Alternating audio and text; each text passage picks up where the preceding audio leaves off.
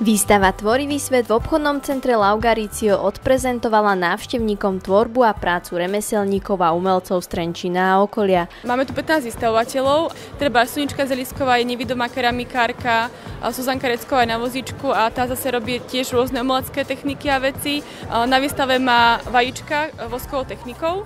Popri výstave prebiehali aj workshopy, na ktorých si návštevníci mohli ponamáhať svoju predstavivosť a vytvoriť si rôzne veľkonočné dekorácie.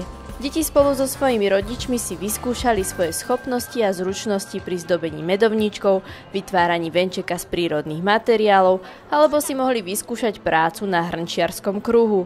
Popri tom sa aj veľa naučili. Keď je pištola lepiaca zapata, tak sa k nej nesmú približovať malé deti, lebo by sa popálili. Teraz začínam robiť akurát takúto vázičku. Na výstave bolo skutočne veľa vecí, ktoré stáli za obdiv. Čo všetko potrebujeme k tomu, aby sme si aj my doma mohli spraviť napríklad takéto krásne medovníčky, nám prezradila už skúsená aranžérka. V prvom rade musí mať človek talent, aby dokázal namalovať takto ten medovník a ešte musí mať obrazotvornosť.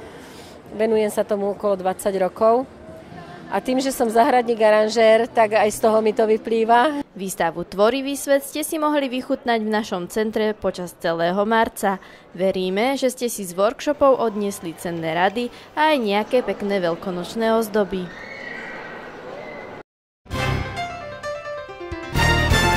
Aktuálne témy, zaujímavé reportáže a záznamy udalostí v plnej dĺžke nájdete na webe Trenčianskej internetovej televízie.